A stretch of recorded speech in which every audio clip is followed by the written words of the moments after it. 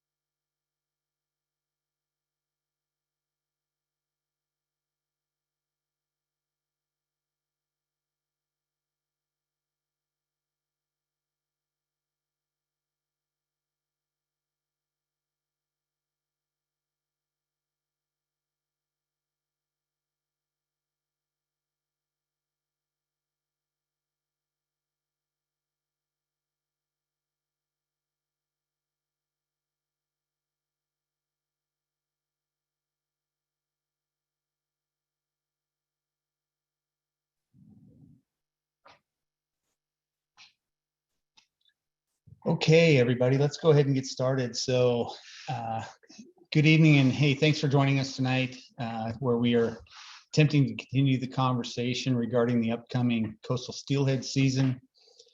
For those of you who have been following this closely, you'll know that this is the second in a series of 4 town hall meetings leading up to the end of the process, where we'll be sharing with you all regulations for the upcoming season. Our first meeting was back in July, and we've done a lot of work along with our coastal co-managers since then. But before we get into that, I want to turn it over to Leah to provide you all some information on the kind of the Zoom navigation and directions and meeting etiquette. So take it away, Leah. Okay, can you hear me? Yep, loud and clear. Okay, good. Hello, and we just want to let you know that all callers will be muted upon entry. You can type a question through the Q&A function. Actually, you can, good. I'm not seeing the Q&A on the bottom of the screen, which is always good to find out in the middle of this. So you can type your questions into the chat. We have that turned on, and you can chat with us, and we will be able to record that for future to look back on. And you'll also be able to ask a question by raising your hand. If calling in, you can raise your hand by dialing *9 on your phone. And if you're calling it from a computer, you can find the hand icon at the bottom of your screen. When you are called on for a question or comment, we encourage you to speak up and provide comments live. To speak, you will need to unmute yourself by using the mute button on your computer or mobile device, or enter *6 if you're calling from a landline. If you have a technical issue during the webinar, please drop us a note in the Q&A and we will help you through it. Please be respectful of others. Mute your phone or line when you are not speaking. Please be tough on the issues and questions, not on the people or organizations. No personal attacks, insults, or threats. Listen and assume positive intentions from those speaking. Speak and act professionally. No offensive, disrespectful, or derogatory language, including profanity. Allow for a balance of speaking time, limit length and number of times to speak on each topic. Assume positive intentions. Please share questions or comments in written format online at wdfw.wa.gov/coastal/steelhead. And that is also where you'll be able to find all of the information and track this. And we will be, all the meetings are recorded and stored there as well. Kelly. Great, thanks, Leah. Next slide, please. So for those of you who have been following this process, you'll see that since our July meeting, a lot's happened. And from this point forward, a lot more needs to happen, and the timeline is going to get pretty tight. Tonight, as in previous meetings, we'll be revisiting some of the information regarding the status of these populations and what we believe we saw last season. We're also going to share our feedback on suggestions received as a result of the July meeting, and we'll be soliciting your feedback tonight and are interested in any additional ideas you may have for consideration in terms of regulations for the upcoming season. Also, just as a reminder, we opened up, as Leah mentioned, the web portal back in July. You can submit comments there and suggestions there. And this is, as Leah mentioned, this is also the place where you can find all of the materials associated with this process and coastal steelhead. So looking at the timeline, we're here at Town Hall number 2, and moving forward, the November Town Hall, or Town Hall number 3, is going to be scheduled for the evening of November 9th, so 2 weeks from today. So look for an announcement to come out from the department later this week. We'll be blasting that on social media. It'll be included on the website I just mentioned, and we'll be submitting a news release associated with that announcement. Tonight's meeting, we're going to focus on staff recommendations for season dates, area, and regulatory options. And again, we'll ask for your feedback and solicit other ideas that we should consider. After that meeting, we'll be finalizing management plans with co-managers. Excuse me, I should have said Town Hall number 3, so that, just to be clear, not tonight, but Town Hall number 3 is where we're going to be soliciting those additional ideas. After the Town Hall number 3 meeting, we're going to be finalizing our management plans with co-managers. On November 19th, we'll be providing the Fish and Wildlife Commission with a briefing on the process to include what we heard from you all in the various Town Hall meetings and via the web portal I mentioned earlier. And we'll be providing our recommendations for the upcoming season. In late November, we'll be conducting the 4th and final Town Hall meeting where we will communicate the decision regarding the regulations. And I'm going to stop right there and turn it over to James, who's going to walk us through the agenda and tonight's presentation. So James, take it away. Hey, Kelly, thanks. Yeah. Hey, so I'm James Losey. I'm the regional program manager for the coastal region. That includes, you can see on the map there, Puget Sound and Hood Canal and the Strait of Juan de Fuca as well. But we're going to focus tonight, of course, on these coastal steelhead populations. Before I jump into the agenda here, I want to highlight, I'm working hard on this, been thinking a lot about it, and I've met a lot of folks on the call here, I know, over the last couple of years as we've sort of elevated this work a bit. But I also want to flag that there's a whole bunch of people involved in everything we share tonight. So we're going to put a whole bunch of information on the table, and it's come to us kind of breakneck speed. We've achieved some really, really exciting goals, I think, getting this stuff sort of caught up a little bit faster. And that's involved the National Park Service, of course, because a lot of this area is encompassed in the national park. Also, tribal co-managers across the coastal region, carry for sure a large portion of the workload here, and the communication's great on that front. And then we have a team of biologists and hatchery operators that I'm really proud of. We've just done a ton of work together and achieved some pretty intense goals. So here on the call today, we've got our senior level bios from the coastal region, senior hatchery operator in the coastal region. We've got Aaron Couch from Public Affairs. So when we end up with questions that we want to make sure and check off at this meeting, we can flag those folks and they'll jump on and help us. So a lot of people, just to sort of high five for getting us to this point today. Another note is that there's good, like I think Leah mentioned, positive intentions. That's important for us, just, treating each other with respect, but also there's a lot of data that I want to get on the table here in pretty rapid speed. So we have time to get to the most important work at the last agenda item where we hear from folks on the line. So I'm going to move fast. Some of this is going to be complex and we can revisit it. But I'm going to try my best to get this in an efficient way in front of everybody. On the website, things I move too fast with, you can go grab them. There's also a list of key terms that I typically share that I won't today because I think we've sort of got each other caught up on those key terms, but if not, revisit them on the website or ask afterward. So for this agenda, I've got 3 main items. The past few town halls and over the past couple of years, we've got more items we try to cover. I'm packing these into sort of a tighter timeline. The first one here, Steelhead Biology and Stock Assessment. I've spent a lot of time talking about the life cycle and the status of steelhead, and it seems like we're mostly on the same page there. So I'm going to move fast through the biology and the work we do at Fish and Wildlife. The second agenda item there, the management framework. This is the Statewide Steelhead Management Plan. I'm not going to go in depth. We've done that again in the past, and you can watch the YouTube videos and stuff on that. But what I am going to do is use the management plan as a nice framework to look at last season following regulation changes and see how we did in meeting those objectives. So I think that's going to work well for us. And then the third bullet here, I think is really the thing most of us are coming for, to see perspectives on next year's return. So what's our expectation for steelhead returning next year? And how can we maximize opportunity to engage with these species, or the species, even given the challenges that we're facing. So I'm going to jump right into the first agenda item here. I guess I'll flag one more thing on the map. We've got all these coastal rivers labeled.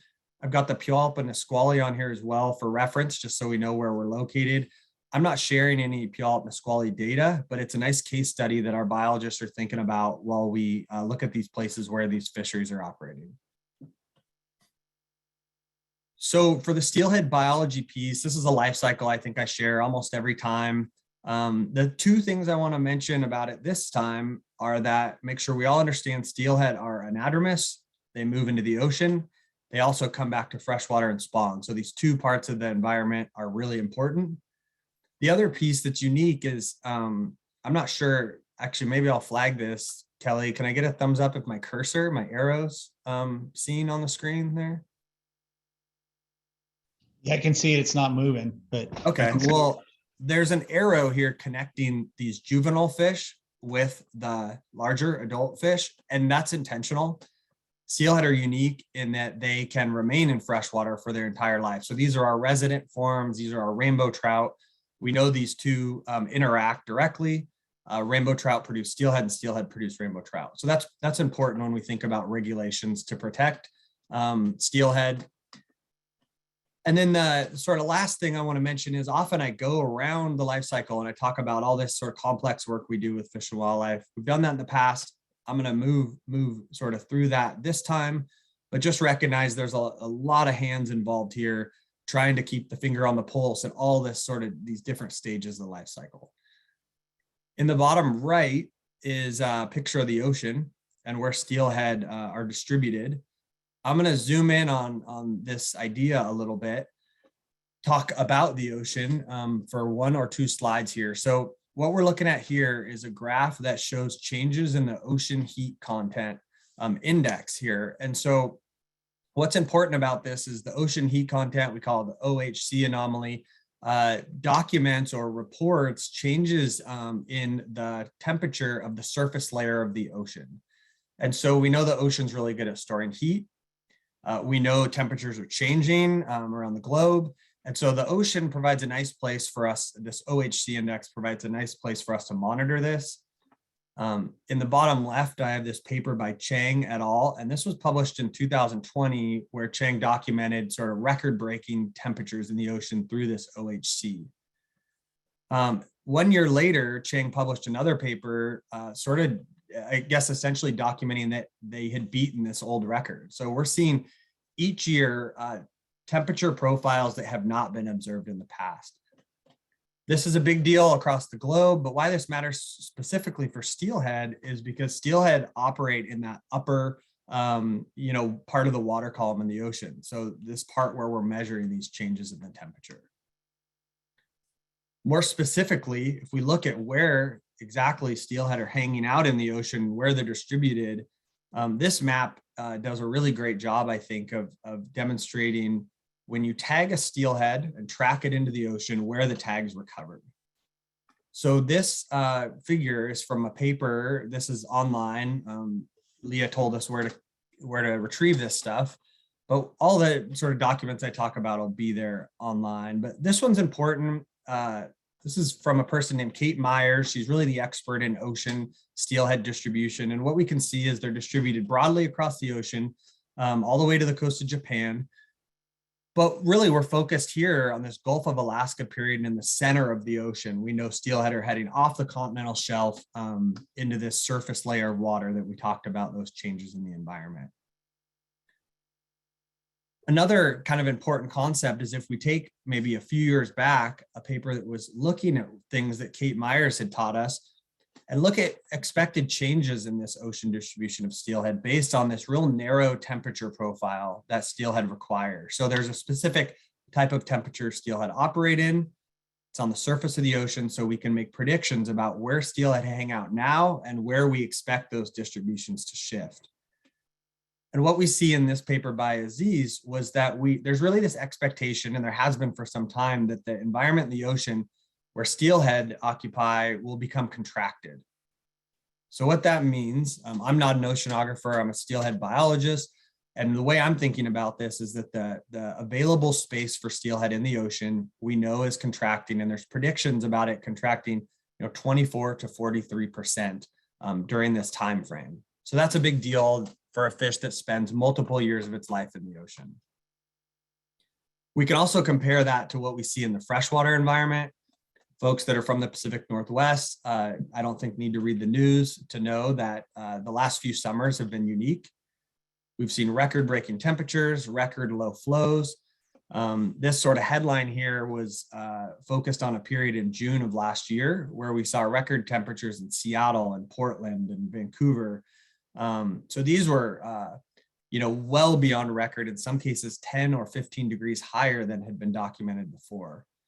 So this was a pretty special event on land, but in freshwater environment where steelhead spend between 1 to 5 years, this is expected to have a major impact on steelhead productivity and survival. This picture in the bottom right is from the Sol Duck, and it just, I think, is a nice visual from last June, right after it rained, where we really saw this really change in water level, but also just the space available to a fish that lives here. So kind of the take home here is that these recent record temps and low flows in the steelhead freshwater habitat are likely playing an important role in the survival of this fish. So I'm not the first person to link these things. I think a lot of people have, but just in the last few weeks, there was this new paper out that again is on our website by Wilson. And this paper was followed by a whole bunch of headlines that was really prioritizing this freshwater and marine interaction for salmonids, specifically steelhead. So the science is out there, and it's a sort of growing body of evidence that these two environments that steelhead depend on are changing in a really important way. So I just want everyone to sort of have that in the back of their head as we move forward with these changes and we think about reasons we're experiencing changes in steelhead abundance. So if we zoom in specifically, the thing we sort of care about most here on this call is how does this specifically affect our steelhead abundance and survival? And so on the top, I've shown this tile before. This is the North Pacific Gyre Oscillation. This is an ocean indicator. It's kind of on a basin level scale, this area we've shown maps of in the ocean in these last couple slides. Again, I'll mention, I'm not an oceanographer, but this is an index that I've been tracking and watching, and so have a lot of people that are thinking about steelhead. And the reason for that is that the ocean, and identified in the NPGO, moves from these cold, highly productive food webs that are rich in lipids and important to steelhead to these warm ocean conditions that are much less productive for steelhead. So this is an idea and a concept, but we can take the steelhead survival values that we collect here at Fish and Wildlife and with our tribal co-managers and just directly compare them.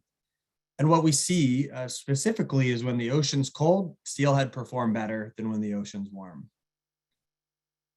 So I've done, shown this graph in the past, but what I've done here now is in pink, I've just updated the most recent values. So I think this is an opportunity to take the data we've generated over just the last few weeks and apply it here and see that ocean conditions were poor in 2017, as we can see in the top graph. They moved to this sort of cold, low productivity to like a warm, low productivity phase. And that was followed by some of the lowest steelhead survivals we've seen on record. So these are fish that entered the ocean in 2017, experienced these warm ocean conditions, and then they returned in 18, 19, 20, and 21. So most of the fish that left during these poor ocean conditions have returned. So the main point with this slide is that the ocean is linked to steelhead survival, but also the years to come are some of the worst ocean conditions we've seen as they relate to steelhead. So the years where steelhead entered in 18, 19, 20, and this next year have not returned yet, these entire broods. So we're expecting ocean steelhead survival to be poor in the future, if not much worse than what we've seen already.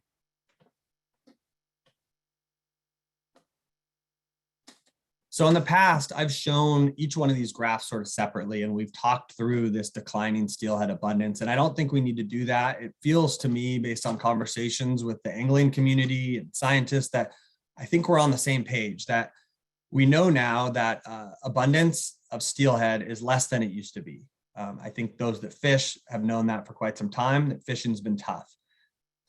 But I've stacked all of these trend plots of steelhead run size. So this is the number of steelhead that return to each river each year. And the important point here is that all of these coastal steelhead populations are in decline. And some of those with the steepest slope are those that are our biggest populations, the ones we think about like the Quileute or the Chehalis. So that's important to note, that all of the steelhead populations on the coast are in decline. And I think we're there, but I just want to make sure we all were on the same page. I think maybe more important to kind of build on our past discussions is I can use a graph like this to stack all of the steelhead abundance that we see each year on top of itself, and we can get a total abundance of steelhead returning to our coast. And so what you can see, and this is one of those times where I say assume positive intentions, because I've shown you data that goes all the way back to the 80s. Here we're looking at data that's just the late 90s on. And the reason for that is, if we want to put all the data on one graph, we're limited by places like Willapa, where the earliest time series starts at 96. So we can go back in time beyond that and make assumptions about Willapa. And what we see, regardless of long time series or short, we see that steelhead populations really at their peak in our recent years, since the 80s, peak at about 60 to 70,000 fish returning to the coast. So these are these really high abundance years. In recent years, specifically last year, our total estimate of run size was 25,723 fish. So I put it here so folks can recognize that's the lowest run size that's been documented, whether you go back in time further or just look in these recent years. So we're at a different place right now than we've been based on our numbers, that we got into the computers here in the last month. So I'm going to sort of take a pause there. Maybe some folks were writing notes or questions they want to ask later. So that's all I'm sharing about sort of this background around steelhead biology and the status. That's a bit of a problem statement, I guess, is what the objective was there. Is this is sort of where we're at today. We can circle back on some of this at the end. So next, I'm going to get into this management framework. I'm going to move pretty quick through how we manage steelhead, and then talk more specifically about what we saw last year relative to our goals. So we operate at WDFW, Washington Fish and Wildlife, with the Statewide Steelhead Management Plan. This is our guiding document when we manage steelhead fisheries. This is online. It's actually pretty short document, and I think the folks that wrote it did a good job in making it clear what our objectives were. Specifically, it highlights these 4 parameters that us as fish managers are targeting. This is abundance, productivity, distribution, and diversity. So these are the main 4 parameters we're thinking about as we design fisheries. And we're going to ask folks on the call here to be thinking about these as well. In the past, I've focused really on this abundance parameter, and it's the one that's more sort of well described in the document. But today I'm going to talk a little bit more about these other 3 and share some examples of what we saw last year and how we sort of gauge our success. So this first parameter, I've put a graph down here just for an example of Chehalis River escapement. And what the Statewide Steelhead Management Plan tells us about abundance is that we really have these two triggers that we look at when the run size is expected to come in above our escapement goals. So these large abundant populations of steelhead come in, we manage our steelhead populations so that we meet our escapement goals on the spawning ground. So we get enough fish on the spawning grounds to perpetuate these runs for the long term. But sometimes, in some cases, the forecasted runs are expected to come in below the escapement goal before anyone goes fishing. Sometimes this happens naturally. In recent years, it's been, a bit of a chronic problem where we have forecasts coming in low before we even get on the water. In that case, Statewide Steelhead Management Plan tells us to, in no case, exceed a 10% impact from all fisheries. So we limit our fisheries to 10% of the population, and I'll show folks what that means. In this graph below, the height of the bar shows our sort of success in getting fish on the spawning grounds in the Chehalis River. In the last 5 years, you can see that the bar is lower than that dotted line. The dotted line is our goal. In the Chehalis River, 8,600 spawners is our goal. And in recent years, we've had trouble meeting that goal. So there's just kind of one example of how we measure abundance. I think more specifically and sort of maybe more informative is to look at every single river, look at where we were at last year this time with these predicted run sizes, and then look at what actually came in to the rivers. So this is kind of a look back at just last season.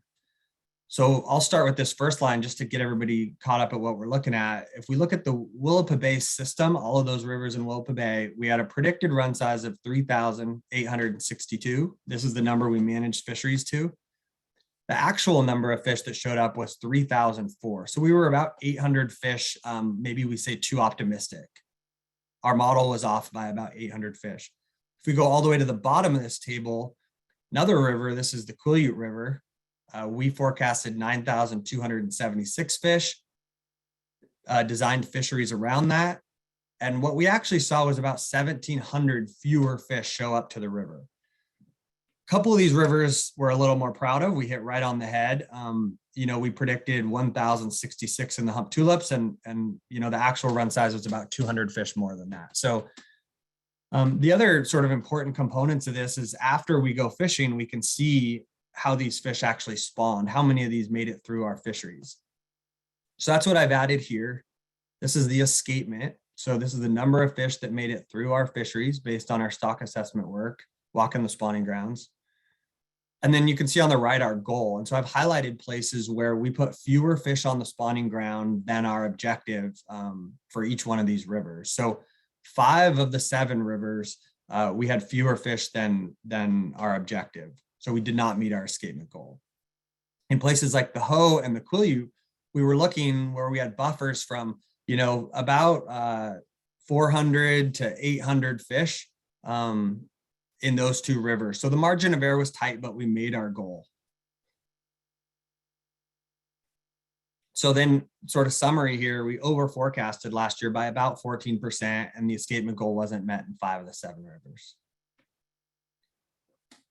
So that's what I'll share about abundance. When we think about productivity, there's a variety of metrics we can use to measure productivity. The one that's most common is looking at juveniles. So how many juveniles were produced by the adults that spawned?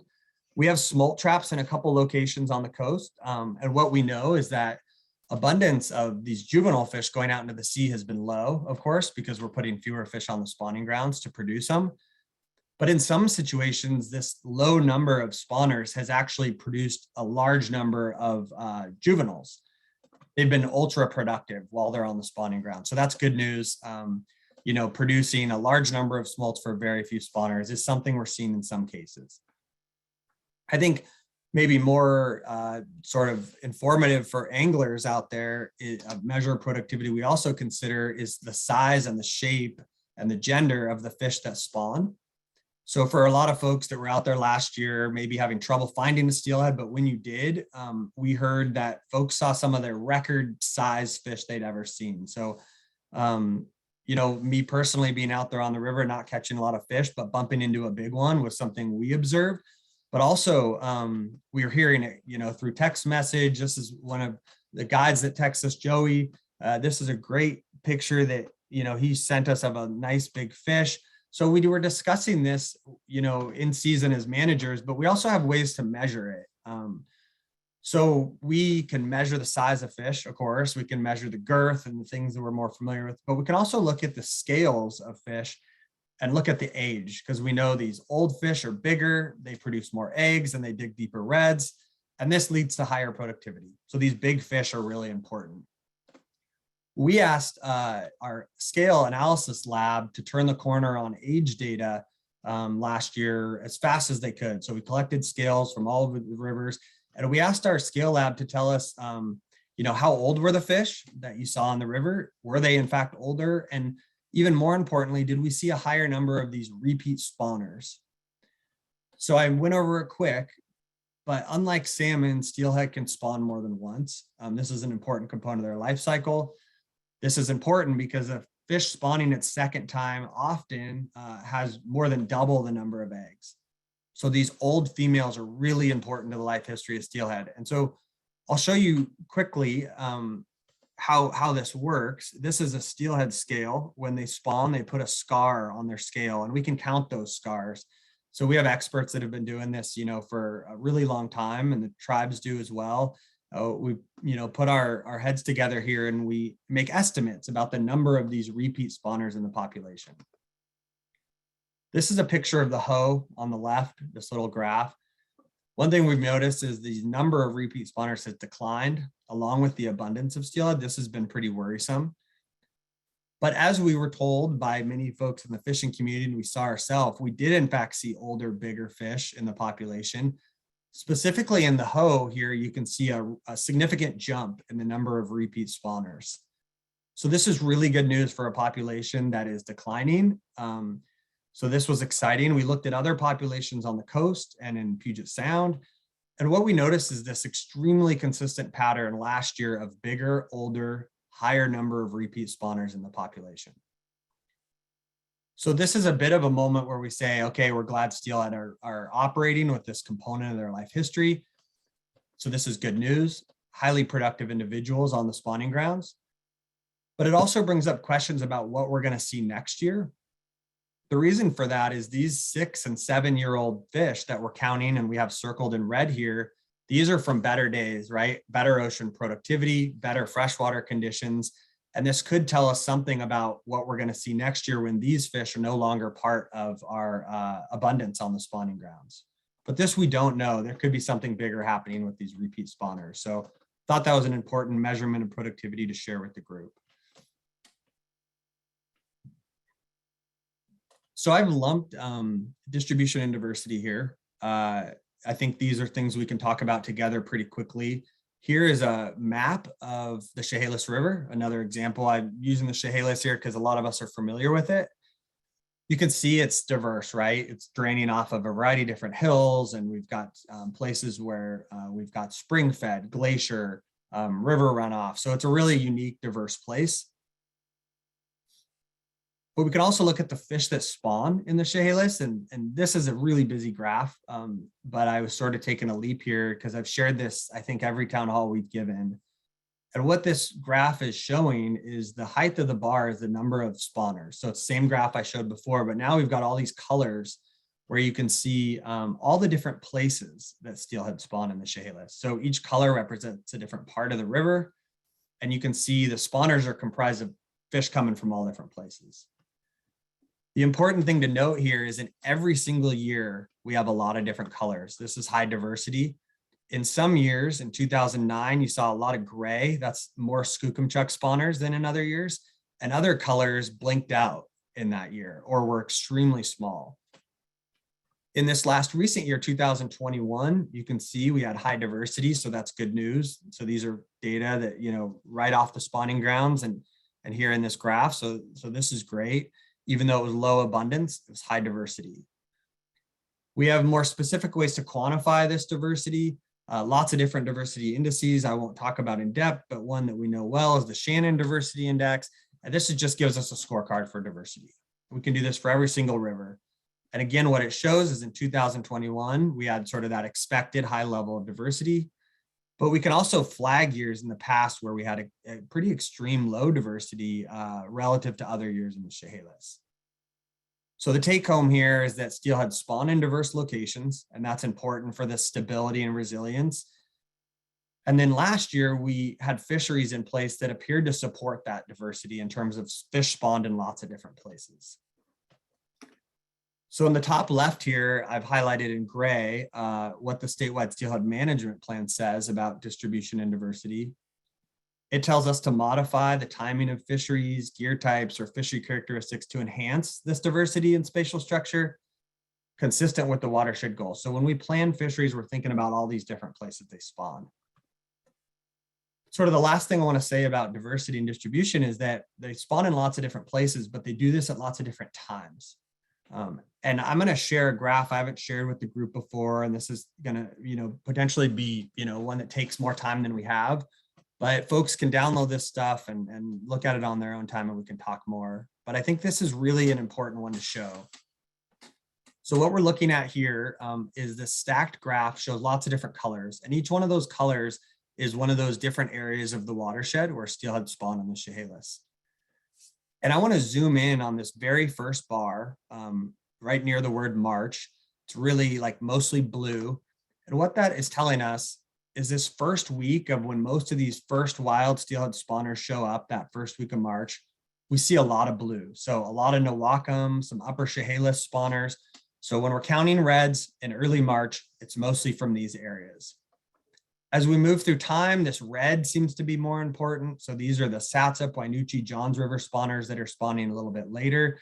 And so what you see, if we have pop up here, early in the year, we've got the Willapa Hills steelhead, then we've got the Cascades and the Olympics and the Grays Harbor Tribs.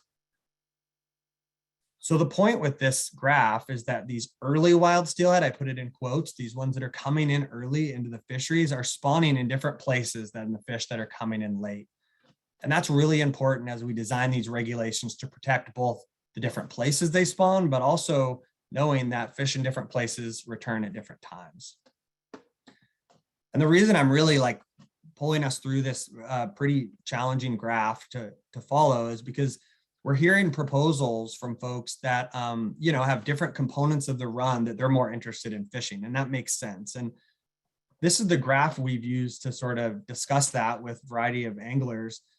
This first line is the timing of these early hatchery fish. So folks refer to these as chamber stock, but these are our segregated steelhead populations that come in early. And that's been intentional work that our hatchery folks do to move them off of the wild spawners. And we've been successful with that, you can see. But so there's a strong interest in targeting these early hatchery fish and protecting those fish that come in later that are comprised predominantly of wild. But I want to flag here that when we design fisheries around this early component of the run, we have this disproportionate effect on the early component of the hatchery of, the wild steelhead that we showed in this previous slide that spawn in different locations than the late fish. So there's a lot of more little nuances about sort of all the different things steelhead do. But I just want to sort of flag here when we talk about the early run, in some cases, this separation becomes less when you measure that by March 1st in some rivers, potentially 40% of the run has already entered the river. So important concept for this next part of our conversation. So I think the last thing I want to talk about is really specifically fisheries. When we talk about last year, what happened. So we just tracked through all the steelhead and what we saw in the spawning grounds as fish biologists, but what did we actually see in our fisheries? So for folks that are just jumping on here for the first time, I'm glad you joined us. The more folks here, the better. But I think it's worth mentioning that this big change that occurred last year was focused predominantly on this rule that required no fishing from a floating device. So folks were required to get out of their boat to fish. So this rule last year, was applied broadly across the coast because most of these populations were in similar situation or circumstance. And this graph here I'm showing was the foundation of the rule, where in the past we showed in the Hoh River that folks that fish from a boat are more effective at catching steelhead than folks that fish from the shore. And this graph shows in each month of these 3 years where we compiled all the data, what we saw is in most cases, the folks from the boat were about 5 times more successful than those from the shore. So we moved forward with this rule with the intention of catching fewer steelhead, but maintaining opportunity to get on the water and go fishing. But we didn't expect that we would see a 5-fold change in the number of fish encountered. We talked about a 50% made sense to us because we knew that the most skilled anglers, the folks from boats that grew up on these rivers and are comfortable, would be moving out of their boats and fish the shore with potentially some of our younger, newer anglers. So we expected this white bar to increase quite a bit, right? These shore anglers would become more effective. So now what I'll do now is look at last year's data and see what we collected in the same river and compare it to these past years. So the height of these bars, I should have flagged, this is catch pre-net effort. So this is like the number of steelhead caught per hour. So this highest gray bar, you can see it's about a fish per hour. That's what we're encountering in the Hoh River. So we're looking at the same data, the Hoh River, but now what we've got is each bar is a different year. So we're comparing the 2018, 19, 20 years, and then we made the shift to the no fishing from a boat with the expectation there would be some savings associated with fewer wild steelhead caught. And these are the data that were collected this year. And what we demonstrated, we showed this last month, but we felt it was really important to walk through this again. So on average, over the last 3 years, the catch pre-net effort was 0.4. So what that means is, it takes about 2 hours or 0.4 of an hour to catch a steelhead. So about, 2 hours to catch one. So what we saw in last year was that was reduced significantly to 0.17. So it looks like last year it took about 4 or 5 hours on average to catch a steelhead. So what this tells us, based on the data, is that we saw about a 56% reduction in catch following this regulation change. There was questions about, this reduction in catch, and did it also reduce opportunity or just number of people on the water or hours fished? Because one idea was that people would just maybe hang up their rod, park their boat, and not go fishing. Of course, that would result in fewer fish caught. So we wanted to track if that's what we saw, a change in effort. And that's what we're looking at here. There's, again, a lot of pieces, but the height of this bar is the number of angler hours experienced in these years. The black and the gray represent the upper versus the lower Hoh. So we can ask a couple questions here. Did the height of the bar change? Did we have fewer anglers on the water? And if so, did they fish in different places? And what we see is that the black and the gray represent a pretty similar proportion in each year. It's not like all the anglers shifted to the upper Hoh when we said you couldn't fish from a boat or switched to the lower Hoh. Pretty similar distribution of anglers. We also see that the angler hours were pretty similar. So we saw in 2021 about 30,000 angler hours, and that was pretty consistent with what we've seen, within the range of years. I do want to flag folks that were on the water in 2019 and 20. This was extremely high flow year. So we know that much of January was really tough fishing. So this really low effort year, probably has some weather involved, but so do a lot of these years, right? Weather's a piece of this puzzle. So despite fewer fish caught, effort in 2021 was within the range of what we've seen in recent years. So the last component of this sort of check on our sport fishing, what did we see? We had a group of anglers that were really curious about if we switched to mostly a fly fishing community versus, maybe the typical lure, or we have bait on here. Bait isn't allowed in these rivers in the last few years. So we didn't see many folks using bait. But what we can see from this graph is that the fly angling community since 2017 at least has been a pretty important part of the fishery there. And I say important, meaning a large proportion. When you look at 2020 and 21, we see pretty similar proportions, higher than some years, lower than others. So we didn't detect a clear difference in the type of gear folks were using out on the water.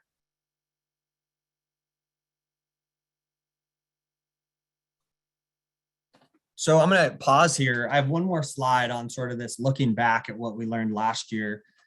So there's been a whole bunch of questions about tribal catch. We moved forward last year, us and our tribal co-managers, with really conservative regulations. No fishing from a boat, of course, is extremely conservative relative to our past rules. The tribes also had fewer number of days on the water in the past, and this resulted in fewer fish caught. But there was also something else we detected here when working with our co-managers. So in the left, you can see this is the wild fish, steelhead, projected to be caught by our tribal co-managers. These are the numbers you can see in our management plans online. So these are the numbers we kind of operated on pre-season. And in the right side of this, you can see the actual number of wild fish that were reported harvested by our tribal co-managers. And what you can see in almost every situation, the wild harvest, not only was it projected to be low, but it was significantly lower than was expected. And this is due to a variety of reasons, but mostly it's due to this reduction or sort of changes in fisheries in season.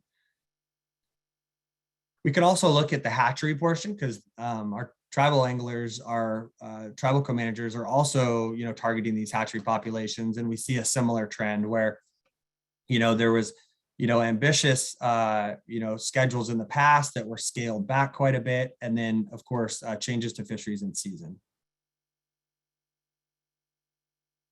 So I just covered a lot of information there. I expect some questions on some of it, but real quick summary, we over forecasted wild abundance in 2021 by about 14%.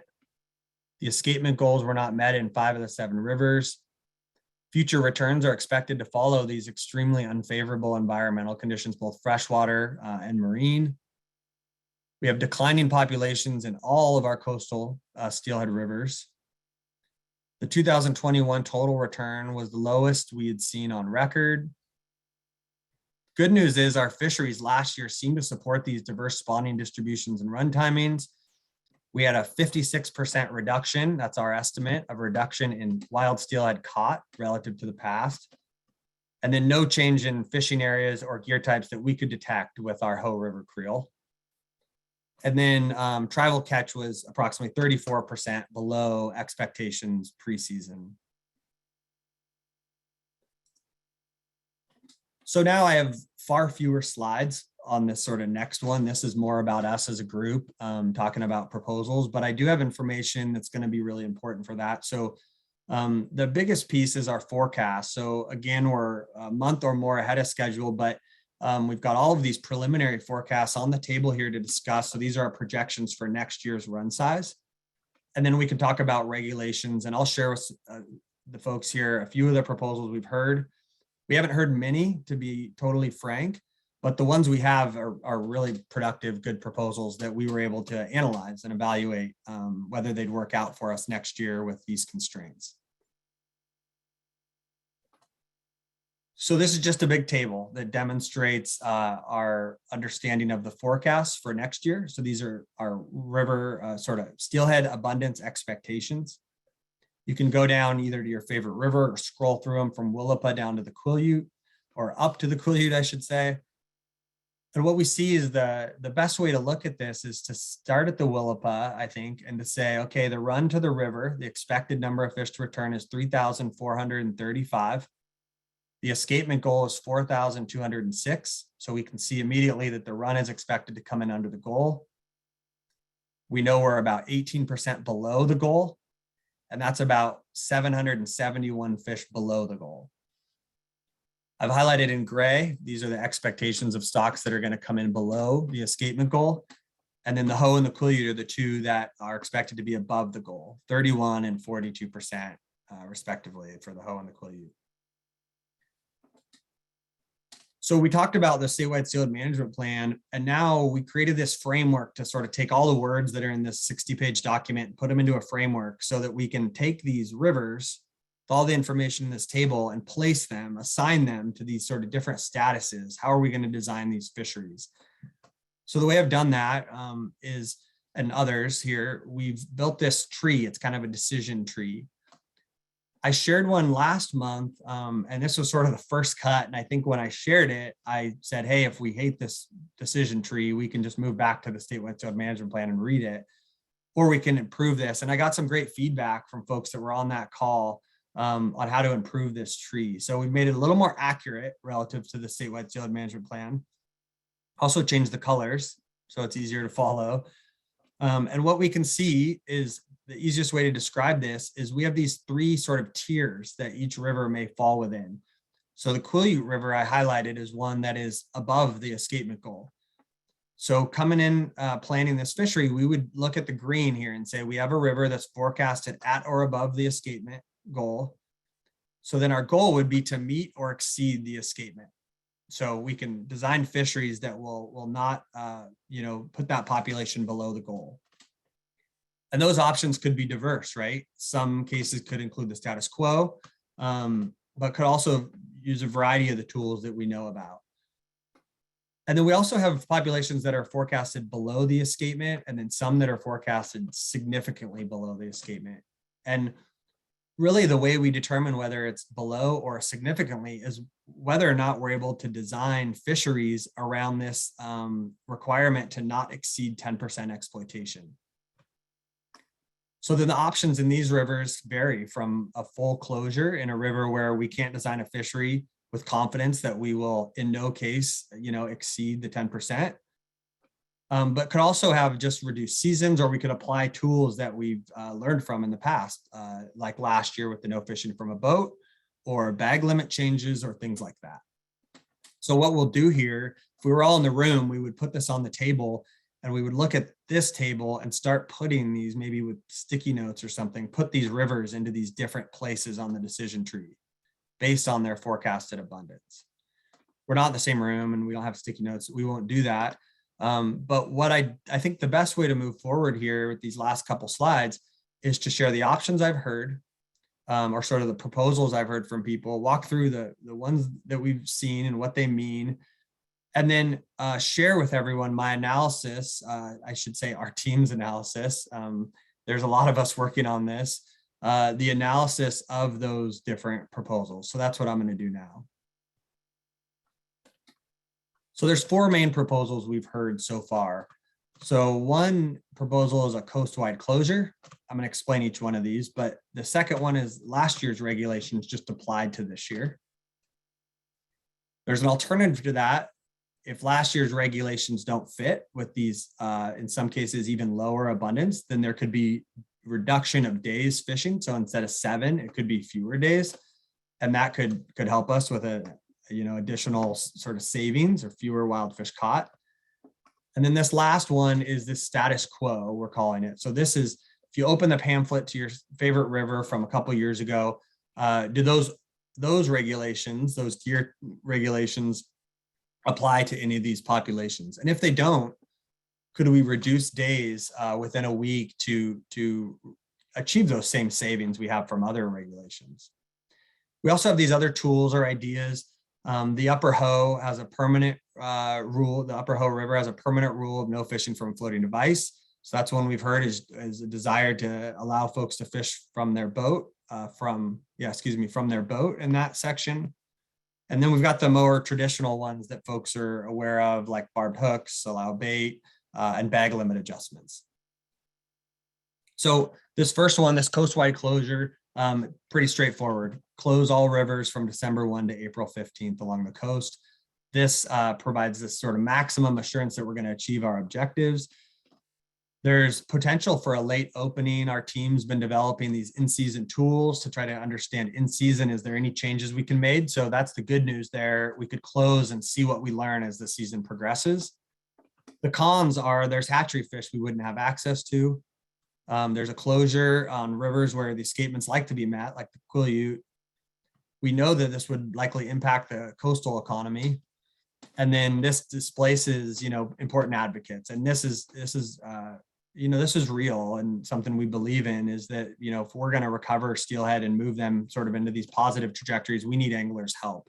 These are the folks that interact with them most. So that's a major con. And then all of these proposals, we're going to weigh against these 4 parameters, right? Abundance, productivity, distribution, diversity. This coastwide closure would probably be the greatest likelihood we'd check them all off. Last year's regulation was proposal 2. This maximizes time on the water in a particular river, right? So this isn't with closure days. It consistently protects steelhead in a river. It's a consistent regulation in all places and times within a river. And it allows for harvest of both early and late time hatchery fish. The cons is it displaces folks that really need a boat to access steelhead. There's an enforcement challenge. Emergency closures, may disproportionately affect the early end of the run. So last year in some rivers, we closed early despite even having these regulation changes. So that could be seen as something not successful. And then, we've over forecasted in most situations, in most rivers over the last 5 years. So if we fish last year's regulation, we could have some overfishing take place. Proposal 3 is really similar. And this is like with my analysis and the team's analysis, if we apply this last year's regulation, are there rivers that just can't support that level of encounters? And if so, could we shift days of the week? So the major change here is that I've written here open 1 to 3 days a week. The important piece of this is a 7-day week cut into a 3.5-day week, cutting it in half, we know does not result in a 50% savings. We know people, if you close Sunday, a lot of those Sunday anglers decide Saturday is the day to go fishing. And that's been pretty well documented in the Skagit River. So we're looking at more like a 1 or 2.5 day week if we wanted to reduce impact by 50%. So this maximizes areas fished because it could open up some waters that would have been closed before. It spreads effort for those populations that would have remained open either way. And then some of these other bullets I highlighted in the past slide there. So I'll keep moving to make sure we get to the end here.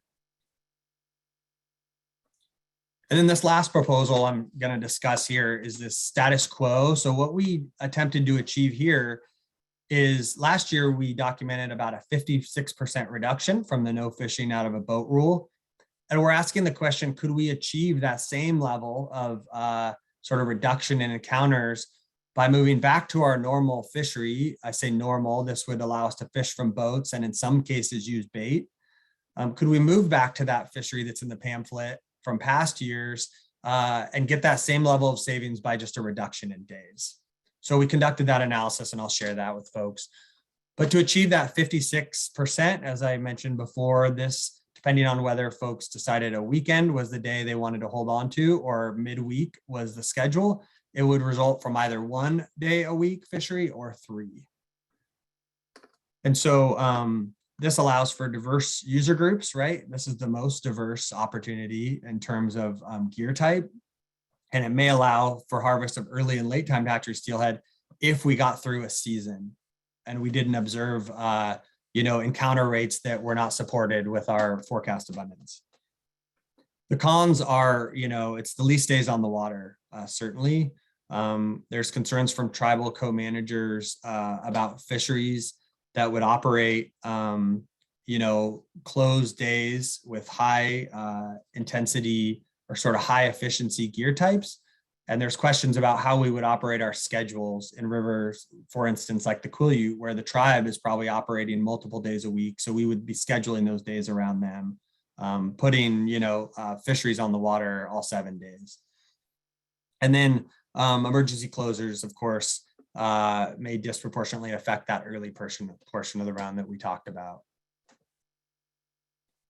So we got through all the proposals. I have one more slide to share with folks. This is the last slide of the evening, despite other than things we may revisit. So what I'm going to do is put all of those proposals, those 4 proposals in this matrix, and I'm going to highlight parts of the coastal sort of range that would be open or closed under these different proposals based on our team's analysis. So what we're looking at here is those 4 proposals on top. So this coastwide closure, last year's regulation with reduced days, and this status quo in select areas with reduced days. So the red boxes represent fisheries that would be closed under these fishery rules. So you can see this coastwide closure, each river would be closed. It's got a red box. The green boxes represent fisheries that would be open. And then a couple caveats or sort of notes here. Open boxes are places where the margin of error was extremely tight in designing these regulations. So the analysis either requires more work or requires additional regulations overlaid on top of the ones we've listed. So this could be like, bag limit changes or closures of particular tributaries or parts of these rivers. Another note on this table is that it doesn't account for shifts in effort. We're not extremely skilled on the coast in modeling shifts in effort because we haven't experienced that type of work in the past. And then all of these regulations, whether red or green, would require co-manager approval. So while it may be green now, we may have even co-managers listening now that would not consider those green boxes. So that work has not been done yet. So I'll maybe pause for a minute because I don't want to move too quickly through this slide. Maybe the last note here would be that these are the 4 proposals we've analyzed to date. We've explored other work from last year. There was a lot of creative thinking with our fishing community that was extremely collaborative that led us to that final rule. We hope, again, we head down that same path where we hear new ideas tonight and even, online on our comment page. And then we would add other sort of proposals to this table and explore ways that they may fit or not fit with the ones we've got listed here. And that concludes what I've got. I'm going to go to this next slide so folks have the information they need for raising their hand and things. But I think the sort of most appropriate thing is to leave this shared screen here in case the questions we hear pertain to things that we want to see again. Maybe I'll pass the mic to Kelly and see if he's got any other comments that maybe I missed there. No, thanks, James. Nice job. Leah, I don't see any hands up. I see a lot of chats. Why don't we got about an hour left. Let's just go down the chat, call on folks and they can ask their question. Keep rolling. Okay, and I do have a few hands up. I'll go through them and I'll call on the chat too as they come through. Okay, and first in the chat is Nate. Nate, I have unmuted your mic.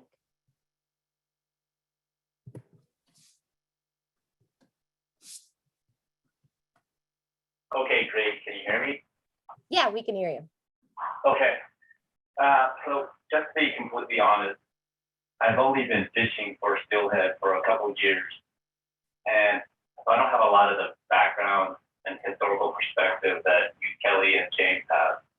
And, just even watching the first 5 minutes, just seeing the downward ramp of all of the fisheries is kind of alarming. And then this year was even more alarming for the wild steelhead everywhere on the coastal rivers. And I gotta say, being a newbie on these steelhead pages, talking about steelhead and low return, there's a lot of anger at the state and the tribes that they're not managing it very well. Like the state and the tribes are not co-managing together to save the wild steelhead, and we're just facing the brunt of it as the angling community, the recreational angling community. And it's just painful to watch the 15 different gyrations of emergency closures and being told not to go fishing. It was even sadder just seeing all these guides and anglers post voluntarily through all these Facebook groups saying, hey, we can't go fishing because, no one has their hands on the wheel. So we're doing our part by voluntarily saying, we can't do it anymore. We can't fish. No one's examining root cause. So there's like a lot of consternation across the Facebook Steelhead group. And a lot of them are saying, hey, look, our system's not helping us. And we need to go directly to the politicians. We need to go do something. Don't know what it is, but we got to do something because a lot of us feel, and like I said, I'm a newbie, so I haven't seen it from the BK days. I've actually never caught a steelhead, so I'm kind of weird that I'm on here. But anyway, a lot of people think that we are on the verge of watching these wild fish go to extinction on our watch. And for Washington state fish to keep the steelhead and to watch these fisheries go to zero, I think it's really tough for people to swallow. So this is only my second time watching you guys, and James, I agree, you do a very good analysis. But does the WDFW know the root causes of low wild steelhead? Or are you guys saying ocean conditions is it? That's the only reason for low wild steelhead? I have like 5 or 6 other questions. So how about we just ask, I'll just ask that first one. What does WDFW think is the root cause for low wild steelhead? So thanks for the comment and the question. I'll let James get into the detail. What I do know is we're seeing, and it's not just in Washington, from BC all the way down the coast, we're seeing declines in wild steelhead populations across the board. So there's that, and I'll quit before I get too far out in front of my skis and turn it over to James. Yeah, there was a lot there, but it was good. And there was an apology for not ever catching a steelhead. So this conversation's for everybody, this problem statement we highlighted. So thanks for tuning in. I really appreciate it. So the root cause is one I think we highlighted pretty well. It changes in the environment, right? That's a really important factor. But I think it's worth noting as well that in the past, in the 80s, we could fish these populations even below those escapement levels. We were dealing with really productive populations in both the freshwater and the marine. Our hatchery populations, you could release few fish and get a lot back. Now we can release a lot of fish, get fewer back. Wild steelhead, spawning below the escapement goal seems to be kind of a domino, right? And so this isn't so much about blaming the environment, but rather us responding rapidly to it. Because the way we fished in the past, it looks like to us will not work. So while it may feel sometimes like there's some analysis and there's lots of numbers and graphs, I think we could also step back and look at what we did as anglers and managers and conservationists last year. We took major steps together to change the way we fish. And in some cases, what we show with that table that I just shared is that it wasn't enough. And so I think that's an important statement we're making. There was also a comment about the tribes. I would say our co-managers in some cases have led the way in pulling back their fisheries.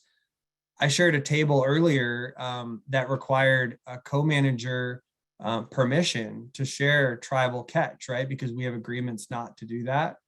The tribes are really proud of their conservation work. And in places that are chronic escapement levels like Grace Harbor, I think we can revisit that table and it becomes pretty hard to focus the discussion around the tribe. And then we can do what we're hoping to do here, is focus back on our sport fisheries here in the short term and what we can do. One last thing, because I know it's going to come up. So I think you just flagged a bunch of really good questions. Then we'll let someone else talk. We have long-term plans on how to protect coastal steelhead and design fisheries around, this sort of problem we're dealing with. So we continue to want to interact with steelhead. We think this is an important pastime. Culturally, it's important, and for the conservation. So we're not talking about long-term plans here today, but we do have money through Coastal Steelhead Proviso to build on these plans for sort of long term, so we can manage effectively, communicate effectively as we see these changes in steelhead abundance. So hope we hit some of those, but I encourage you to reach out to me directly or anybody on the team here for more. Are you going to have long-term meetings as well? Because I think a lot of us think like the marine mammal predation is out of control. The habitat restoration needs to happen. There's a lot of multiple agencies going on, like the Salmon Recovery Office, the Governor's Office, and OAAA involved. Are there kind of those meetings where we can kind of see when it will actually get better? Yeah. So again, let's how about this? So we'll zero in here in our short time on the short term. This meeting is really focused around short term decisions on how we want to move forward with fisheries. Not to punt the long term, because there's a whole bunch of energy being put in another room. So let's loop you into that discussion, and make sure you and I get to connect after this meeting. So thanks so much. Okay, I have two more questions that kind of pop up all the time on these Facebook groups. One is, if we are really focused on the escapement goal, can we just agree with the tribe to allow everyone to meet escapement and then go fishing? That's one. And the second one is, a lot of people suggest, because the tribe, when they harvest these fish from gill nets, most of them are selling these fish commercially. So they're not keeping these fish to eat. They are harvesting them. Sometimes they're selling the eggs and leaving the bodies everywhere to sell commercially. Is there a way that we could? I hate to interrupt you. Pay the tribe? Yeah. So not fish. I'm going to ask you to maybe. I like the conversation that's happening here, but what I don't want to do is spend a lot of time, defending or degrading kind of these tribal fisheries. The treaty rights there are things that we operate with and we support. The discussion around selling only eggs sounds like a discussion worth having, but maybe we can have that in another space too. Because what I'm hoping is we can really get some new ideas on the sport fishery or discussion around the ones we propose. So, what do you think? Does that work? Okay. How about just saying, if the tribes agree, don't fish until the wild fish meet escapement, and then you don't have to make all these crazy rules afterwards, and everyone has to check the regs every 5 minutes to see if the river's flows. Yeah, I think you bring up a really good point. And the thing I'd lean on is, I think what I'm hearing is that we should really find these shared goals with the tribe. And good news is, I think in almost every system, we have these shared goals. So yeah, thanks, but more work on that for sure. Okay, thanks, James and Kelly, for taking my question. Thank you. And the next person with their hand up is Wes. Wes, I have asked you to unmute. Hello. Just a clarification on the data you presented on the hoe. 2019-20 was cut short by emergency closure. Governor closed fisheries. I'm pretty sure I lost the last 3 weeks of the season there, so that was cut short. And none of this is normalized. Your CPUE discussion, none of that is normalized for run size, different run size in the year. Obviously, if there were no fish in a year, you would expect CPUE to be high, and if there was a lot of fish, it would be lower. Or I'm sorry, other way around. But I'm just saying, it's not. 2019 is a bit of an anomaly. It was closed early, so a couple of places where you were pointing it's within the range. It is because 2019-20 is in there, but it's an odd year that wasn't a full season.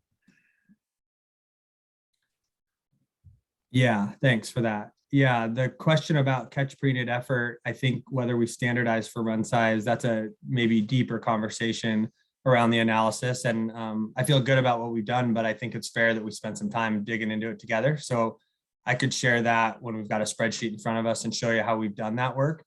But your point about 2019-20 is a really good one as well. There was closures, there was flow issues and challenges there. So the question about, I think this is the one that makes the most sense for us to highlight the point you're making, is that this 33,000 angler hours, while it does appear to be higher than 19, there are factors there that sort of change the way we might interpret that. So I appreciate that. I guess my other question, I'll skip the ones I have in the chat, is am I not seeing where I can go find the run reconstructions for the last, 10 years on these coastal rivers? Are they posted?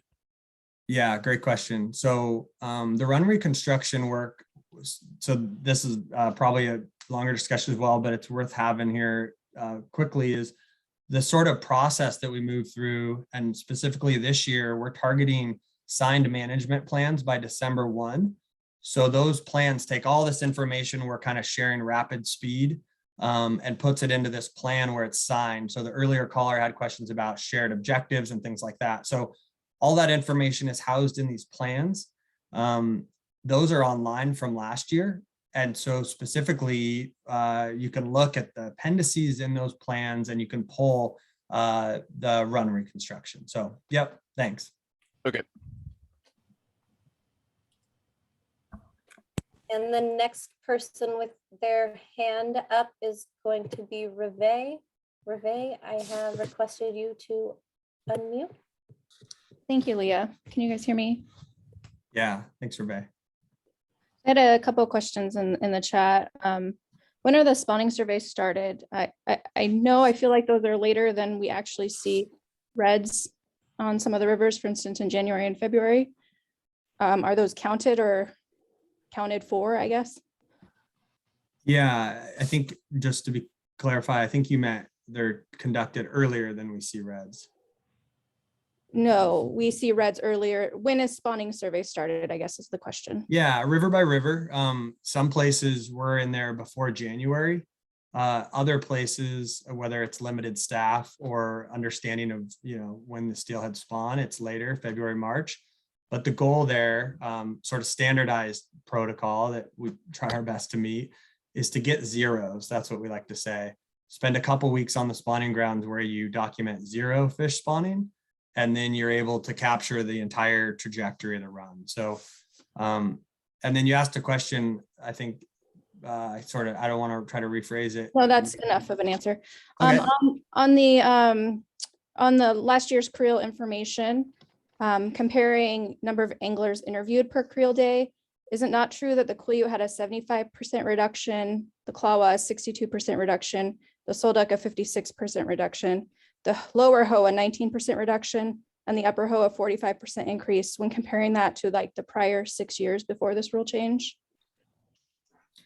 It sounds like there's an analysis maybe that was conducted that I wasn't a part of. So that might take a little bit. Maybe you could send me sort of those numbers and we could compare them with work we have done. And if it fits into our sort of work plan, we could maybe conduct our own and have a sort of fruitful discussion around different comparisons that you just suggested.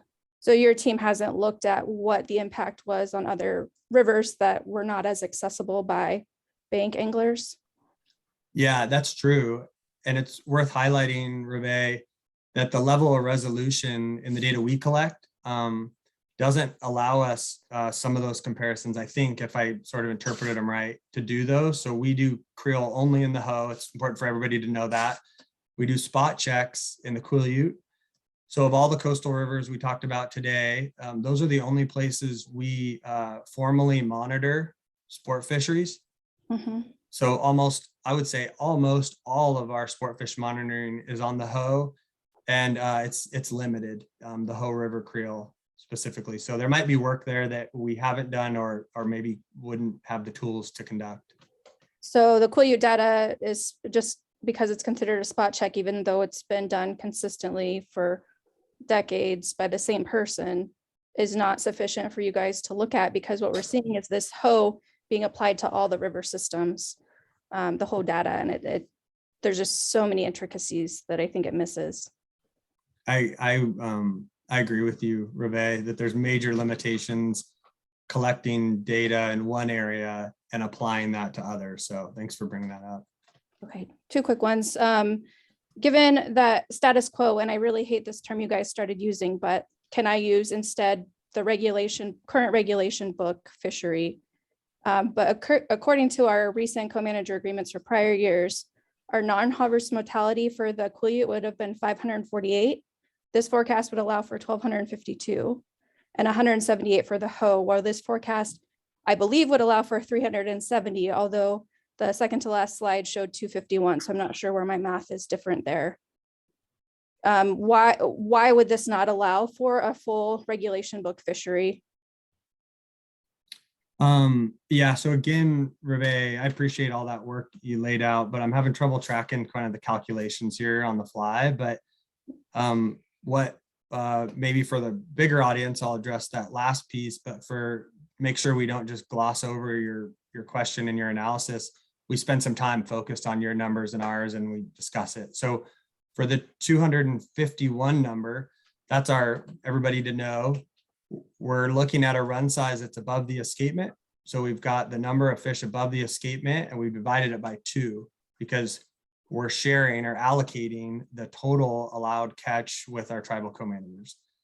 So that gives us 251 fish. We then model a fishery in the Hoh River based on information on creel and expectations around catch. It's worth noting that the statewide Steelhead Management Plan's target is to not exceed the escapement. So we're highlighting ones green here. I think everybody can see the same slide I'm looking at with the matrix. But if you look at the one that's bright green on the Hoh, so that'd be like the second to last row there, and that's last year's with reduced days. When we take last year's fishery on the Hoh and we take estimates of catch that we have there, we're exceeding 250, excuse me. We have total catch estimates that are within 15 or 20 fish of that goal. So the margin of error is extremely tight. So there may be additional regulations that provide a guarantee that we are going to meet our escapement. So So, on the there. preliminary forecast, you have the Hoh above escapement by 741. Is that the inaccurate number in these charts? Yeah, you may have found an error there, so I appreciate that. Let's yep, 741 wild steelhead above the goal.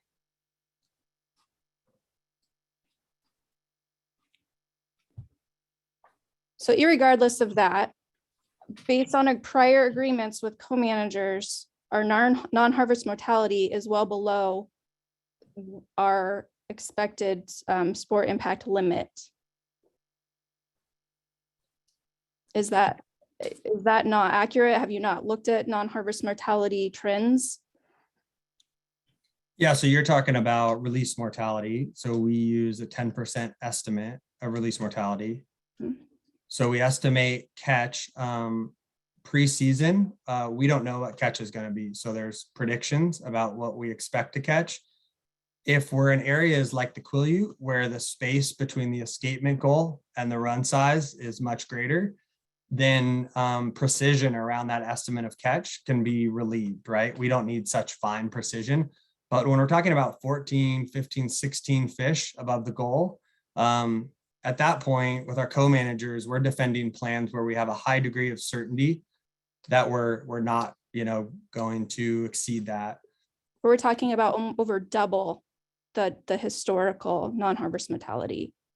Yeah, so one thing I've highlighted in I think some of those creel slides, I've highlighted a report by Bentley et al. And that's Hoh River Creel summary analysis. And you can get that online on the link with the steelhead. And what you'll see, there's a table on there where Cale Bentley, the author of that publication, his analysis shows that catching up to every steelhead 1.4 times in a river is not unlikely, and it's been estimated in 2014. So when we're estimating catch with this small margin of error, we're not using averages. In the case of the Hoh, in this case, 1.12 is the estimate of catch for the population. So again, what I'm hoping is we kind of include everybody here on the call in the conversation. And Absolutely. I'm worried we might be talking about an analysis change that's really important that we should include in this table. So is it worth us, Reve, regrouping on this one? That would be great. Thank you. Great. Thanks, Reve. I appreciate it. And it looks like our next hand up is Larry. Larry, I have requested you to unmute. Hi, Larry Gillard. Hi, Larry. James, we have exchanged a few emails over the time. First of all, I would like to thank you and your staff for all your hard work and your dedication to saving and maintaining this important resource. I feel the same way. In the decades I fished coastal rivers, even when I could, I never kept a wild, or I should say unclipped fish.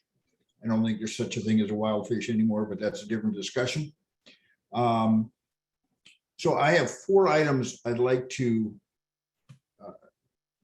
for your consideration. One is, I think an option that's not there on the rivers where we do have, which would be the Hoh and the Quileute system, over escapement goals, that we go ahead and consider the old regulations there. Allow to fish from a boat, barbless, no bait. And you said yourself, we really have no idea the amount of people that would move to that river based on that. I think you mentioned that yourself. So I would like your thoughts on that. Yeah. And so that's great, Larry. Thanks for that. And thanks for, the kind words. The last sort of column here, the last option is similar, maybe not the same as what you described, but the status quo fishery in select areas with reduced days. So in the Quileute River, we can design a fishery that adequately protects steelhead in terms of abundance. There may be changes where most of the fishery from a boat exists below the 101 bridges in these areas. We protect smaller populations or declining populations like the bogus eel, maybe add additional layers to that rule. But we could get there on the Quileute, some option like that. The question about shifting anglers is unknown. So if we ended up with only 2 or 3 days a week, let's say we did Tuesday through Thursday of that option, what would that fishery look like? We would probably schedule days where the tribe wasn't fishing. We would have neighboring systems where you're not allowed to fish from a boat. That may attract some additional anglers. And so I think based on the analysis, we could support that regulation with the forecast abundance in the Quileute River. But it's questions about the quality of experience too that I think is fair. Socially, we can ask that. Is that an experience folks would enjoy if one river on the coast was where that opportunity happened? And then more important, you can see the Hoh and that regulation is not colored. And we're not accounting for shift in effort. There's also other challenges in the Hoh, just extremely small margin of error. But could the Hoh support effort that is not similar to what we've seen in the past? And I think that's where that question gets extremely challenging. If we said you can fish from a boat below the 101 bridge, that might help. But we would need to make some estimate of shifts in effort, and that may turn that one from green to red. Number 2, and we've had this conversation via email, broodstock programs. I don't see anywhere where we're pushing this broodstock program like we used to have in the Snyder River fish on the sole duck. I think we need to really make that an important push, and hopefully in conjunction with the tribal co-managers and a couple of additional things on broodstocks. Allow the broodstock catch to be done anytime during the year, and from any river to, so for instance, bogus eel, trying to do one there, catch a wild fish, maintain it for broodstock on the sole duck, take it to the bogus eel, so we can enhance our production through broodstock programs. I think this is the wave of the future. If you look back on the Snyder Creek program, it was extremely successful. So there's just some thoughts there. Yeah, it's great. A couple quick thoughts. Our hatchery steelhead survivals have declined like our wild steelhead survivals. So our bigger team, Rob Allen's on here. He's our coastal hatchery operator. We're spending a lot of time brainstorming like really smart hatchery programs, either new, reinvent the wheel, or learn from other places. Couple key things I wrote down while you were talking. So we're excited about that work. The specifics where we collect broodstock, spawn them. We just recently did a study where we then implanted tracking devices in fish and released them back into the wild to understand what the recovery of these fish would be and how they contribute in the future. So there may be cool things like that we're exploring. We're excited about that work. The other thing, though, I would note is that as we restrict fisheries like the Chehalis rivers in a tough spot, so if we commit to hatchery programs that down the road we won't have access to, that's a big problem, and we want to avoid that. We don't know how to fit that perfect, find that perfect hatchery program. But one example, Reve highlighted, this question about the 251 fish in the hoe. There's a lot of math behind these sport impact limits, but one example that I think Reve and I will sort out the hoe one, but for the Chehalis, you could find a similar math question. On the slide you're looking at here, there's 141 fish. If you're calculate it 10% and all the things we've done here to come up with this number, coming off of that number is also about 94 wild steelhead that we need for our wild broodstock programs in the Chehalis system. So we have integrated programs like you're talking. We're not achieving the access to those hatchery fish that we want. And we're also collecting wild fish to move into those programs. So that 141 number is small in part because of the need to perpetuate these hatchery programs. So there's a lot of work for us to get these super smart hatchery programs that we're all proud of, raising big fish that return to the creel and they're harvested. So thanks for flagging it. I think we keep talking about that offline and maybe with a larger group. Number 3, if you permit me to. Yeah, maybe one more would be good. Well, I had 2 more actually, but one more. How do we protect the smolt and the adults? I think there's some things we can do as a state, as a group here, well, particularly you as a state, that we can't, for instance, we can't control the ocean, but we can control the number of diving birds that are eating smolt and eating eggs. We can control the number of seals in the rivers and the estuaries that are taking wild fish. And that's something you can do via regulations. I would suggest open season on the diving birds in the rivers and harvesting of seals.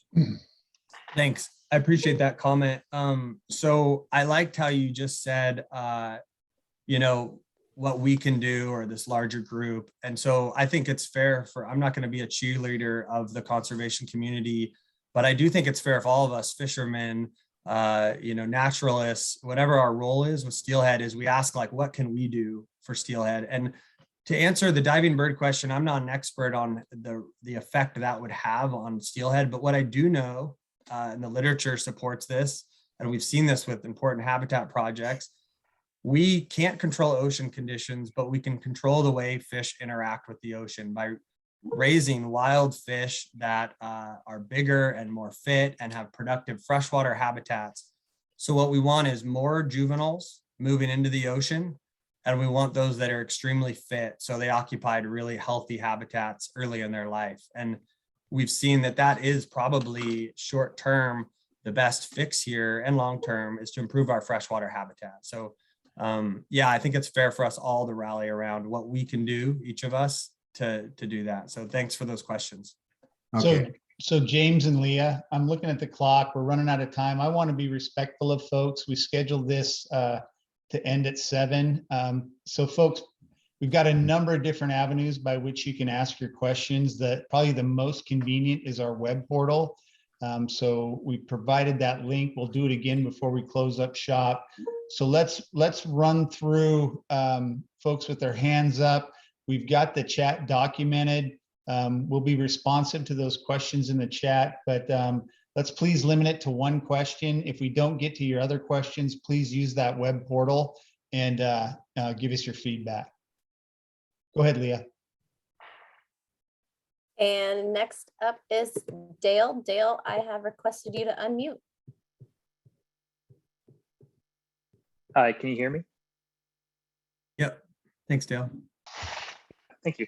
Hey, thanks for the presentation. I am brand new to this, but I learned a lot, and so it was pretty good for me.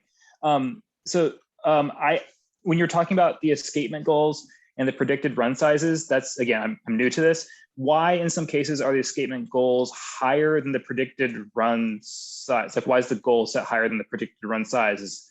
Does escapement include hatchery fish too or something? I don't really follow that. Yeah, I'd say let's you and I regroup on this, because it's if you're curious, I'm glad, and there's a lot of technical details there. But we have co-manager agreed to escapement goals. So these are targets that are set preseason, long before forecasts are come in. And so we know that, so we know the number of fish where we receive this maximum productivity. So we want to maximize the available habitat with the maximum number of spawners. And so we have these targets that we want to hit to put fish on the spawning grounds that will perpetuate kind of long-term stability of these populations. So, all right. So just repeating back to you what I think I just heard. So the escapement goal is set separately from the analysis of the actual of the prediction, and that's why there's a discrepancy there. Yeah, thanks. All right, thank you. And our next question is Hal. Hal, I've requested you to unmute.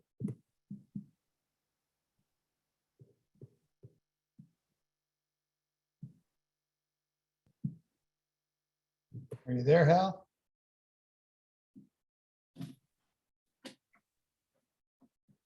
Let's keep rolling, Lee, and we can come back to Hal. Hal, you may need to leave and come back.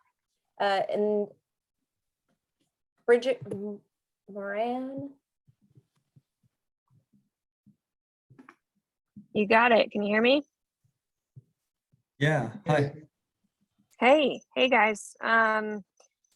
Thanks, Leah. Not a question, just a comment. I just want to thank James and Kelly for their transparency and the work in communicating this information to the public. This is a lot of really dense information, and James, I think you did a great job in relaying it in a pretty accessible way. So thank you. I recognize that that's kind of an unusual move from the department in previous years, so I'm appreciative.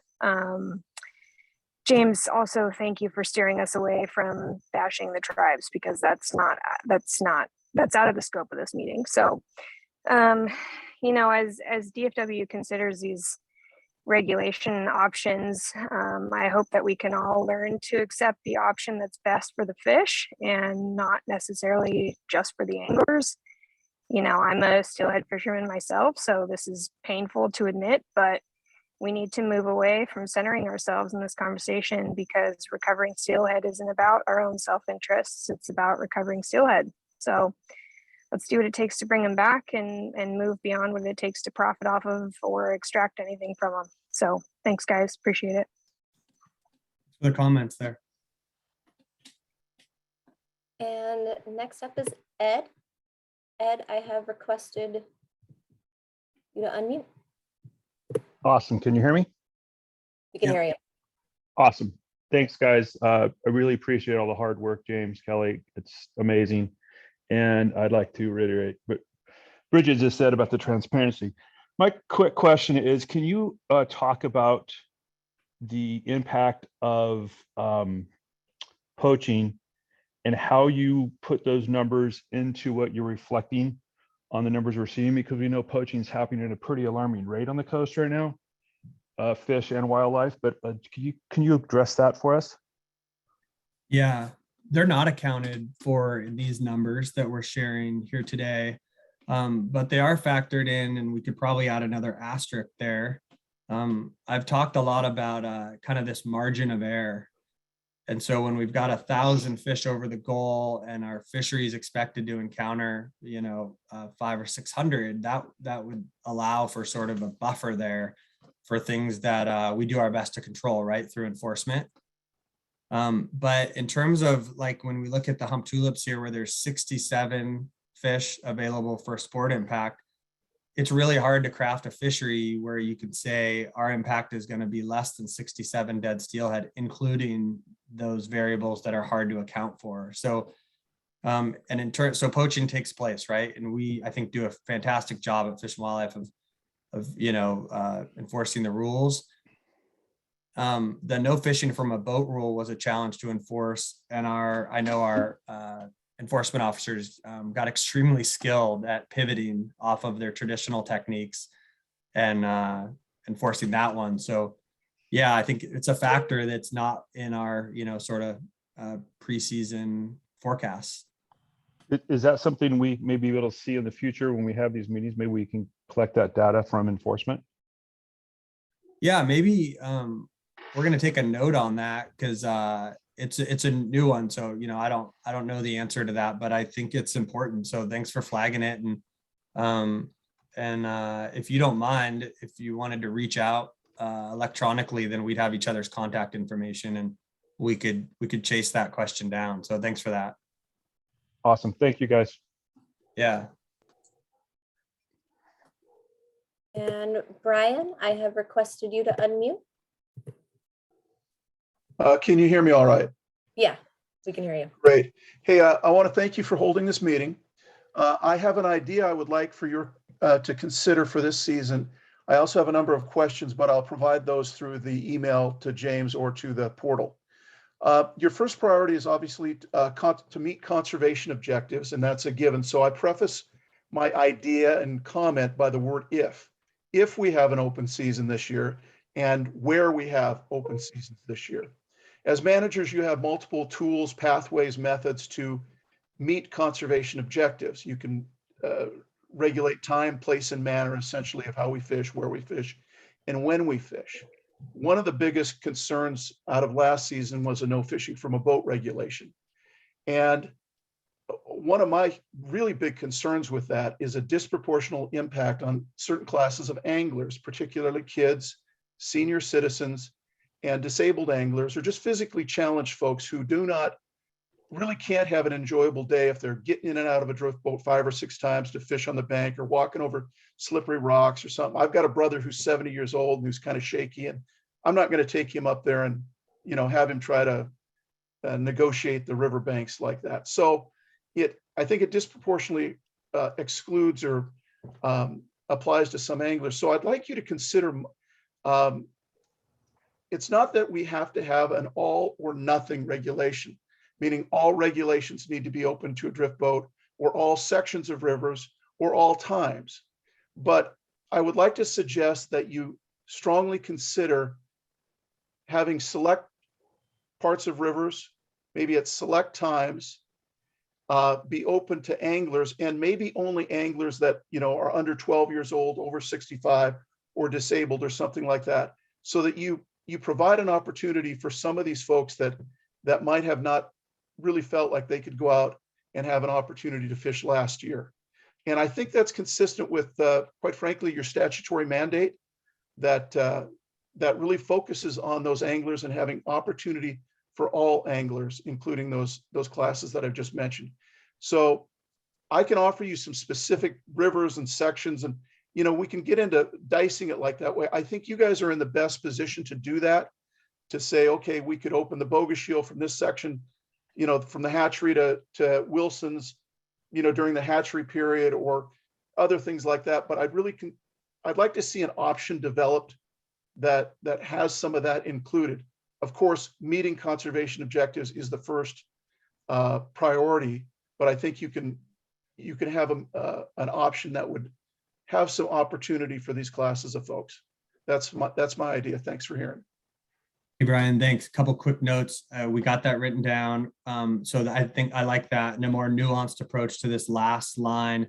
One thing we'll consider here is when we balance this last line where there's a lot of red, because we have made room for this powerful fishery, more powerful than no fishing from a boat, versus the same schedule where we allow no fishing from a boat, where everything turns green, variety of things, or less. The one other quick note, Brian, so you said you think we're in the position maybe to do that.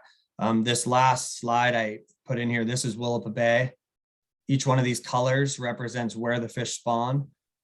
The nuanced approach in Willapa Bay, it was left not green because we look at places like the Bear in purple or the yellow, that's Palix, that are very small. So we could potentially have small sections of river where the populations can support it. And maybe that wouldn't be a place like the Bear or the Palix. So yeah, we've got the tools to do that. So we'll dig deeper on that proposal you just described.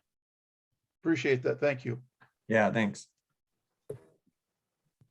And next question is Richard. Richard, I have requested you to unmute.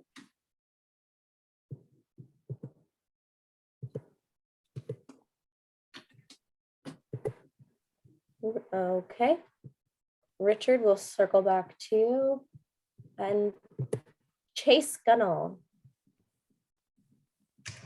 Hey, thanks for the presentation, Hello, James. can you hear me now? Oh, sorry, just a second, Hello? Richard. We will come right back to you. I would just, Okay, Chase. yeah, thanks. A little bit of overlap there. I wanted to ask a similar question about whether a hybrid model might be considered. And it leads into the second part of my question about how we can support you in getting more support from elected leaders in the legislature. As you know, there was a lot of contention around Hello? the boat rule, including from some elected leaders. Hey, we lost you there, Chase. Hey, I hope you can hear me. I was still hearing the other guy. Sorry for the overlap. I'll try to be quick.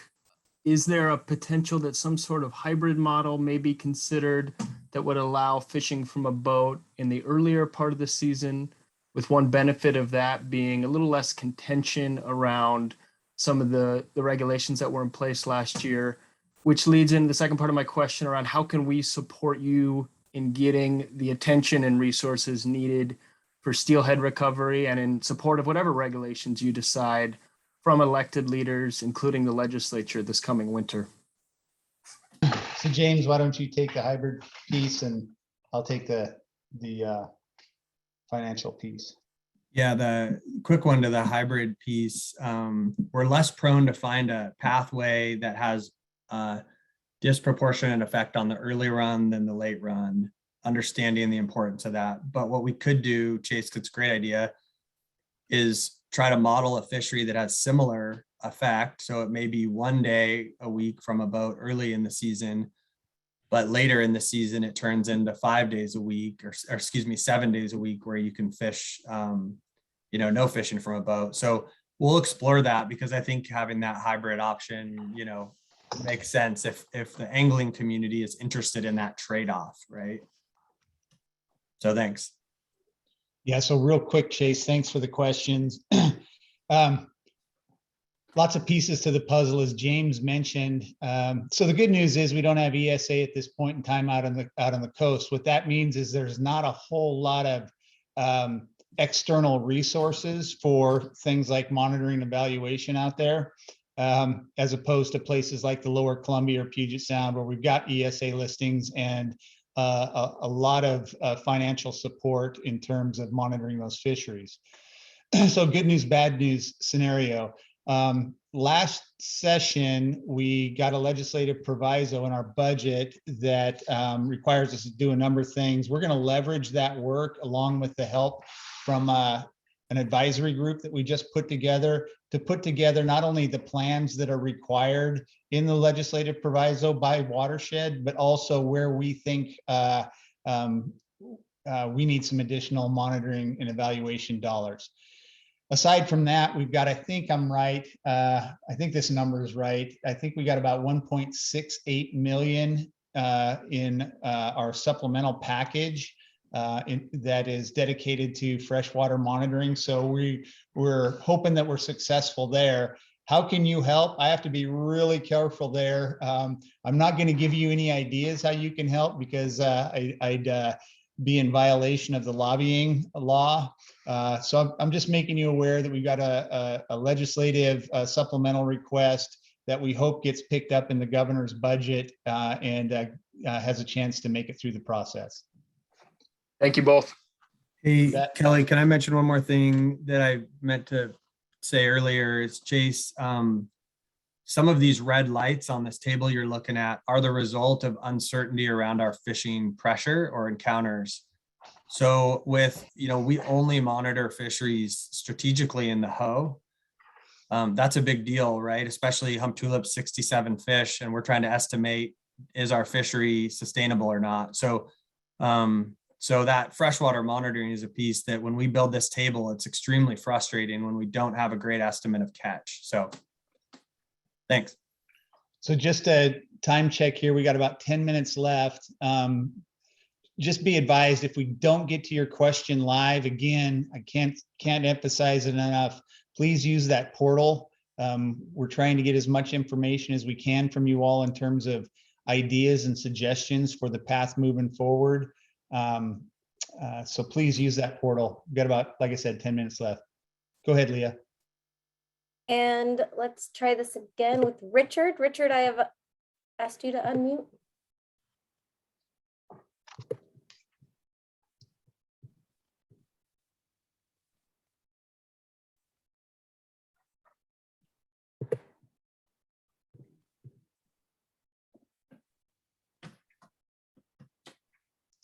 Let's keep rolling, Leah. Okay. And next up is Rich. Rich, I have asked you to unmute. Thank you. Can you hear me? Yeah, thanks. First of all, I'd just like to say thanks a lot of information. Hopefully it's informed a lot of people.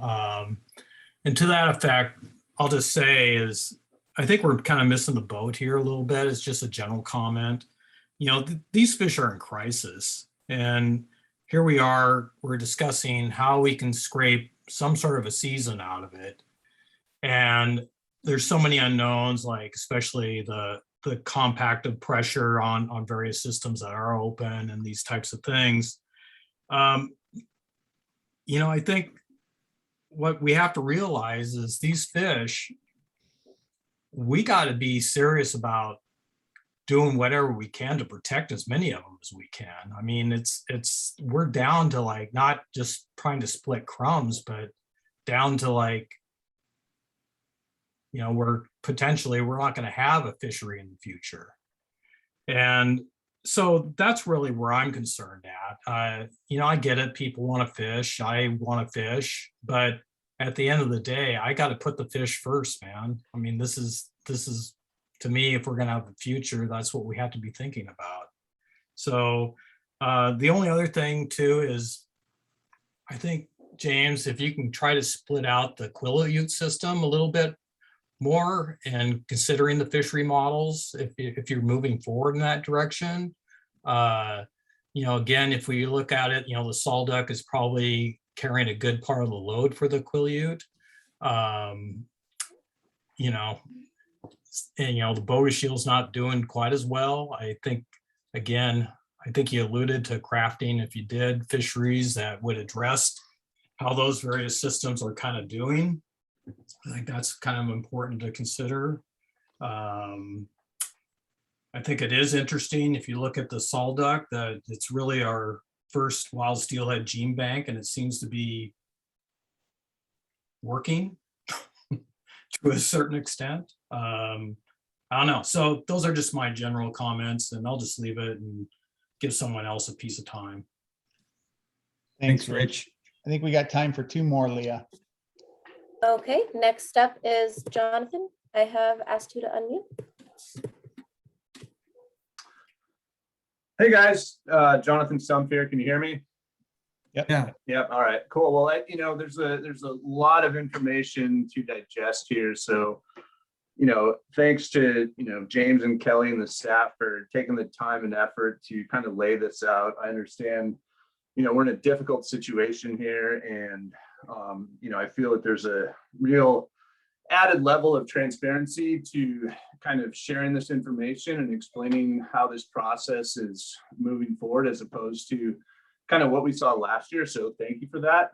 And I guess, you know, before I have a chance to kind of really dig into these fisheries proposals and, you know, see what's on the board here, you know, I would really like to, you know, ask the agency to, you know, be cautious this year.